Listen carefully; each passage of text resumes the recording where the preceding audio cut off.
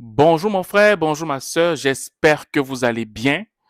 Aujourd'hui, c'est une nouvelle vidéo. On va parler de la façon dont les dettes des fois se créent dans ton quotidien, dans ta semaine, dans ton mois, pour que tu puisses avoir une idée de comment ça se passe parfois quand tu appelles ton frère ou ta sœur ici au Canada, lui disant que non, j'ai besoin d'argent.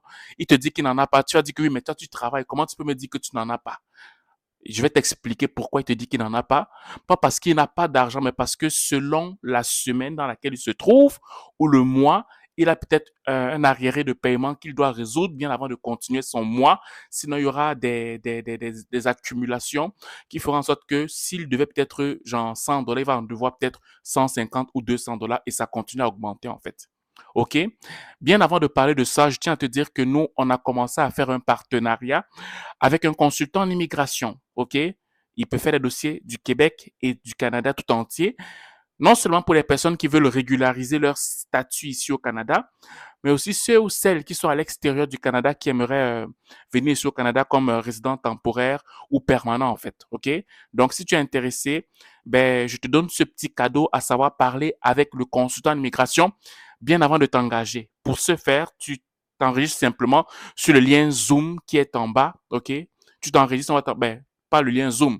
Tu t'enregistres pour qu'on puisse t'envoyer le lien Zoom à la date qui a été décidée pour que tu puisses écouter le consultant d'immigration. Il va se présenter à toi. Il va te dire ce qu'il fait, ce qu'il ne fait pas et tout ça. Puis après, tu vas avoir comme une idée générale de ce qu'il en est, si tu veux aller avec lui ou pas, en fait. Voilà. Et pour toi aussi qui vient d'arriver, ou bien tu es sur le point d'arriver, tu aimerais savoir comment on vit ici au Canada, le quotidien canadien et tout, pour que tu puisses bien t'intégrer. Il y a aussi un lien en bas, tu t'enregistres pour Afrique, Caraïbes et les gens du Canada. Si tu es du Canada, tu t'enregistres sur le lien Canada. Si tu es de l'Afrique ou des Caraïbes, tu t'enregistres sur le lien Afrique et des Caraïbes, en fait. Voilà. Donc, je vais t'expliquer un concept qui est très simple, qui arrive souvent à nous ici qui vivons au Canada. Tu peux avoir une semaine ou durant une semaine ou durant un mois, peut-être des imprévus financiers. OK? Admettons que peut-être dans ta maison, vous devez au total payer peut-être, je sais pas moi, 6 factures. Tu dois payer ta facture de téléphone, tu dois payer ton loyer, tu dois payer la facture de l'électricité, tu dois payer je sais pas moi, ta traite, la voiture de location d'auto, tu dois payer ton carburant, ok? Imagine que genre sur 6 factures que tu payes normalement, il arrive un mois où tu ne peux pas payer peut-être 2 factures sur 6 et que ces 2 factures-là, c'était un $300 que tu devais dépenser ce mois-là pour être correct dans toutes tes factures. OK?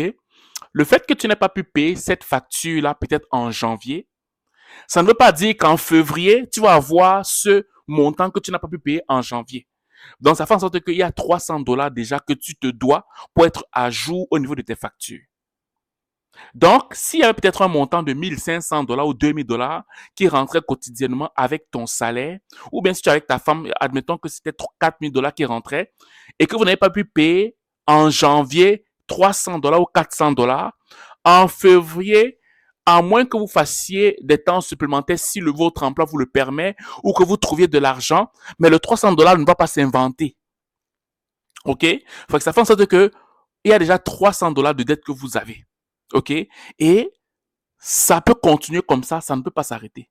C'est-à-dire que si vous ne trouvez pas le $300 là en février et que vous avez encore un imprévu parce que peut-être votre enfant est malade, vous pouvez pas aller travailler, fait que ça fait en sorte qu'il y a encore peut-être une facture qui s'ajoute. Donc ça quitte de 300 à peut-être $400. OK? Ça, comprenez un peu cette idée-là. Juste pour vous expliquer que parfois, tu peux payer tes factures normalement pendant 4, 5, 6, 7 ans. Mais il arrive un imprévu comme ça ou sur les 6, 7 factures que tu payes normalement pour être correct dans ta maison, ben, sur les 7 factures, pendant peut-être un mois et demi, 2 mois, tu n'arrives pas à payer peut-être 2 factures ou 3 factures pendant une période de 2 ou 3 mois. Fait que ça fait en sorte que quand tu vas recommencer à payer normalement, mais tu as des arriérés de 2 ou 3 mois sur des factures que tu payes normalement, qui pourraient faire autour de $900 que tu as commencé à traîner, que tu dois commencer à payer. OK? Là, je commence à entendre des gens dire que oui, mais tu dois avoir mis un montant de côté, tu dois faire un prêt à la banque. Oui, ça peut arriver. Mais avec la crise financière qui arrive ici, il y en a beaucoup qui ont essayé tous ces recours-là. Ils ont fait des prêts à la banque, ils ont fait des prêts aux amis, ils ont fait des prêts à la famille, ils ont fait des prêts même chez des prêteurs privés. Et ça fait en sorte que si tu pas fait ces prêts-là et que tu ne payes pas encore là-bas, tu te grilles. Et des fois, si tu peux éviter ça, parce que si tu n'arrives pas à payer les prêts que tu as eu à faire là-bas, ok, ça commence à gâter ton crédit. Et si tu n'arrives pas à déjà dégager de l'argent dans le 2 000 $ que tu avais quotidiennement si tu es seul ou 4 000 $ que tu avais mensuellement, je veux dire, quand vous êtes dans votre maison là, quel argent tu vas sortir en plus pour aller payer ce chez qui tu vas faire de prêt? Tu vas sortir l'argent là comment? Si tu n'as pas une stratégie. Tu vas sortir cet argent là où? Là, tu vas commencer à entrer dans la négociation avec tes compagnies. Arrangement de paiement par-ci. Essayer de voir si tu peux prêter à un ami. Essayer de voir comment tu vas faire ceci. Essayer de voir comment tu vas faire cela. Bref, ça commence à créer un engrenage que même si maintenant tu es à jour, à savoir travailler normalement, recommencer à avoir des montants qui étaient des montants que tu percevais avant. Mais à la seule différence que, vu que tu as eu des moments difficiles pendant peut-être 2, 3 mois, il y a des arriérés qui te suivent, ça fait en sorte que psychologiquement, tu n'es pas bien et tu ne peux malheureusement pas aider la famille. Même si la famille pense que tu es chiche, même si la famille pense que tu ne veux pas donner. Parce que dans ta tête, il faut que tu payes ces arriérés-là. OK? Donc, c'est un cheminement simpliste que j'ai voulu vous présenter afin que vous compreniez que parfois, OK, ça peut arriver que tu as des imprévus, tu es tombé malade et que genre, il y a eu quelque chose qui se passe, tu n'as pas pu payer peut-être 2, 3 factures sur les 6 que tu es censé payer chaque mois. Et ça là, ça te poursuit jusqu'à ce que tu trouves une solution. Et c'est là où tu commences à voir qu'on t'amène, les compagnies commencent à t'appeler tout le temps, monsieur, vous nous devez, monsieur, vous nous devez, monsieur, vous nous donnez, la famille t'appelle et tout ça, ça commence à devenir un problème. D'où le fait que je vous ai toujours dit, c'est maintenant important. Je vous le dis et je me le dis à moi, de développer une seconde source de revenus. Je dis que présentement, c'est plus qu'important qu'avant. De telle sorte que quand ce genre d'imprévu arrive, ok, que tu puisses avoir des économies que tu as mises de côté pour que tu puisses pallier à ça. Parce que maintenant, je te dis la vérité, quand je lisais certaines statistiques, très peu de gens maintenant ont les économies. La majeure partie des gens, présentement, vivent au salaire près. Je veux dire, chacun attend le salaire pour pouvoir payer les choses. La majeure partie des gens ont épuisé leur économie. La majeure partie des gens ne sont plus crédibles auprès des banques. Du tel enceinte que quand il y a un certain montant qu'il faut payer, la banque ne te fait plus confiance parce que tu as épuisé tes cartes. OK? C'est ça. Donc, toi qui es en train d'arriver, c'est une réalité que tu risques de rencontrer. Et je ne te le dis pas pour te décourager, je te le dis juste pour que tu sois préparé.